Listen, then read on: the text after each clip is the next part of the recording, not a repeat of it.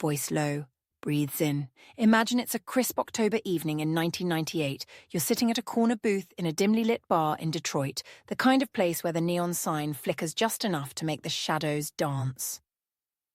A group of guys at the next table are talking about something that feels almost mythic, the golden age of street violence. One of them leans in, eyes narrowed, and says, "Man, back in the 80s, you could walk down 8 Mile and you'd see a body on every other corner. Now, it's like the city's finally breathing." You feel the weight of that statement. The room falls silent, and for a moment the clink of glasses seems louder than the sirens outside. What changed? How did a nation that once saw homicide rates soaring to double digits per 100,000 people in the early 90s suddenly, almost overnight, start a steady decline that has continued for the better part of 3 decades? That's the question that keeps researchers up at night, and the one we're trying to peel apart today. It's not just a story about numbers dropping, it's a story about policy, technology, societal shifts, and a whole lot of human behavior we didn't think could be measured. And we're going to walk you through that, starting with the facts, then the theories, and finally, what this means for the next generation of public safety. The what is it definitions.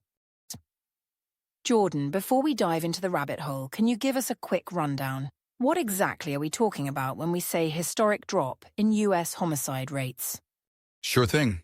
So homicide rates, the number of murders per 100,000 people, peaked in the United States around 1991 at roughly 9.9.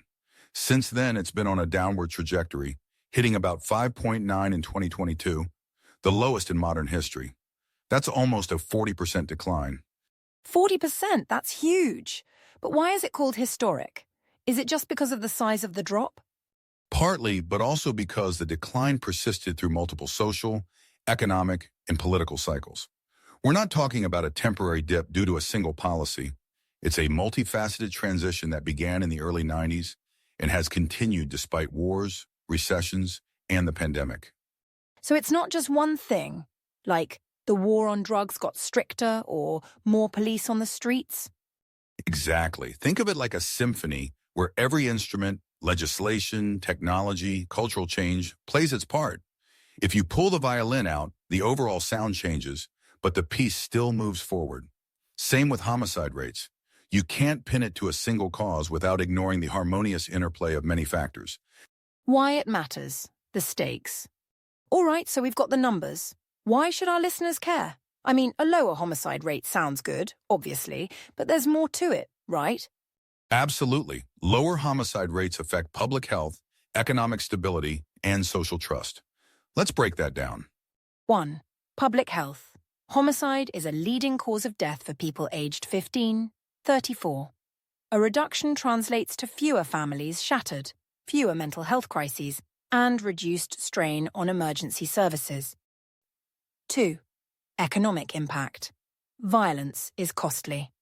A single homicide can cost a city tens of thousands in immediate response, investigations, and legal proceedings. When you multiply that by thousands of lives over years, you're looking at billions saved, money that can be redirected to schools, infrastructure, or community programs. 3. Social trust. When people feel safe, they're more likely to invest in their neighborhoods, start businesses, and engage civically. Conversely, high homicide rates breed fear, leading to segregation and disinvestment. That makes sense. So the drop isn't just a statistic, it's a ripple that touches everything from hospital beds to real estate markets. Exactly, and the real intrigue is why this ripple happened. Let's look at the data that help us piece together the puzzle. Peeling back the layers. 1. Policing strategies and the broken windows theory. The first thing that pops into my head is the broken windows policing, crack down on petty crimes to prevent bigger ones. Did that help? Partially. The broken windows approach, popularized in the early 90s by New York's police commissioner William Bratton, emphasized zero tolerance for minor offenses. Studies show that targeted enforcement in high-crime neighborhoods did reduce violent crime in the short term. However, the effect fizzled when communities felt over-policed, leading to trust erosion. So maybe it was a contributing factor, but not the whole story. Exactly, it set a baseline for aggressive crime reduction, but the sustained decline required more than just more police. 2. The impact of the 1994 Crime Bill and sentencing reforms. The 1994 Crime Bill, lots of people still argue about its legacy. Was it the catalyst? The bill introduced mandatory minimums and expanded the federal death penalty. It also funded community policing and crime prevention programs. In the short term, it increased incarceration rates, which removed a significant number of repeat violent offenders from the streets. But here's the nuance. Incarceration alone can't explain the continued decline after the early 2000s, when the prison population plateaued. Moreover, the social costs, familial disruption, economic marginalization, suggest that purely punitive strategies are unsustainable for long-term safety. 3. Demographic shifts.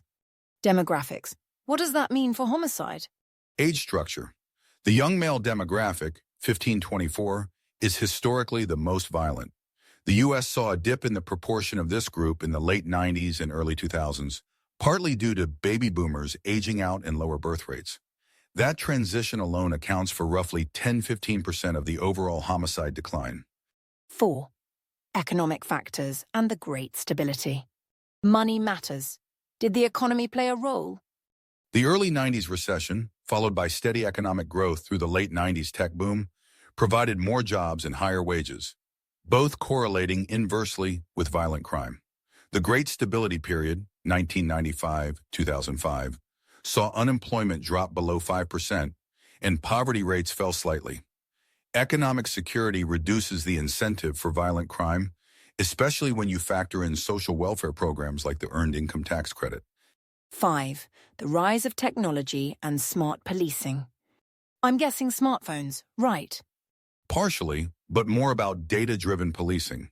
In the mid-2000s, departments started using CompStat, an analytics system that maps crime hotspots in near real time.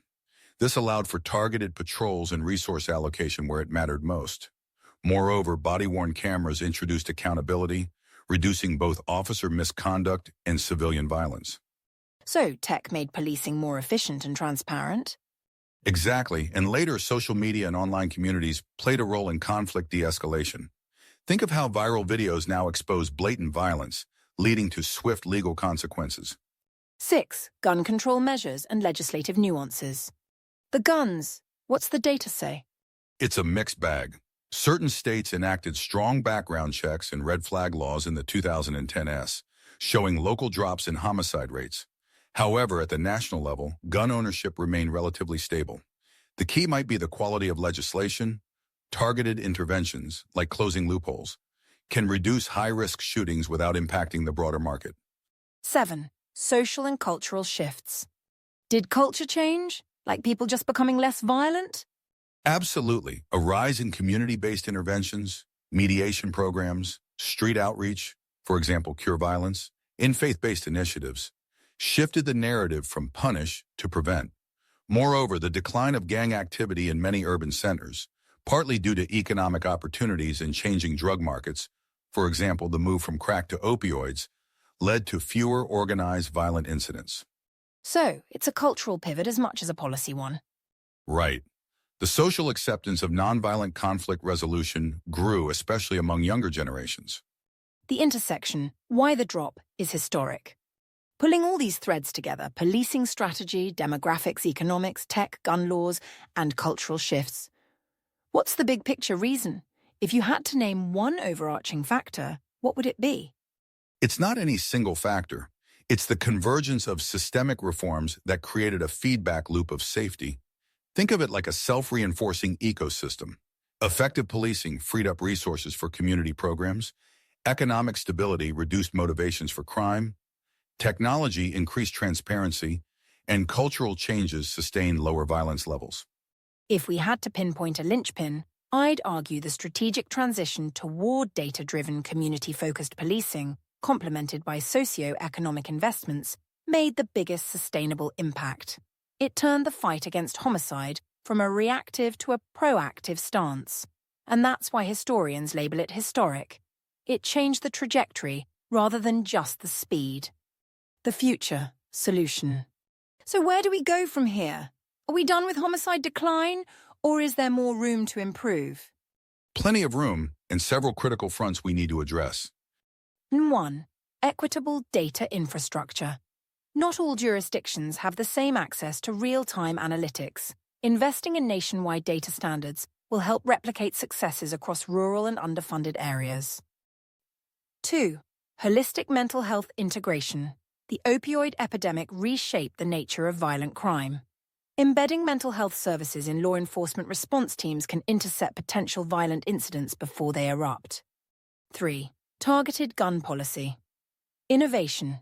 Expanding red flag laws nationally, tightening background checks, and investing in smart gun technology could close the high-risk loopholes that remain. 4. Sustaining community programs. Funding for violence interruption initiatives must be protected from political swings. Their cost-effectiveness, often less than $5,000 per life saved, makes them a no-brainer. 5. Addressing socioeconomic inequality. While demographics shifted, income inequality remains a potent predictor of violent crime. Policies that raise the minimum wage, expand affordable housing, and improve education access will safeguard the gains we've made.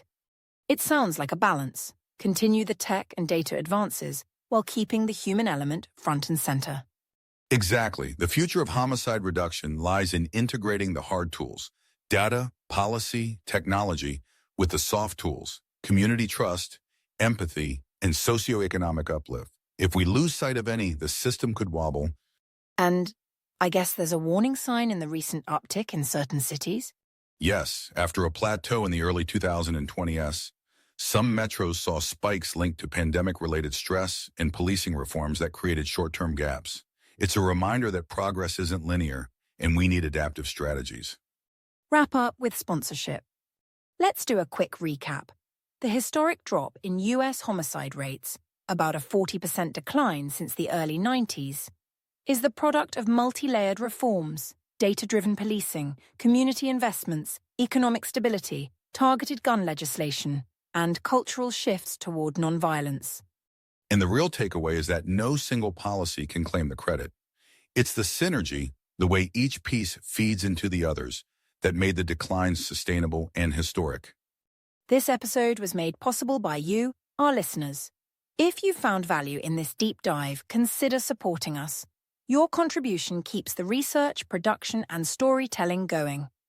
And remember, the story isn't over. The next chapter depends on policy choices we make today, the technologies we adopt, and the communities we empower.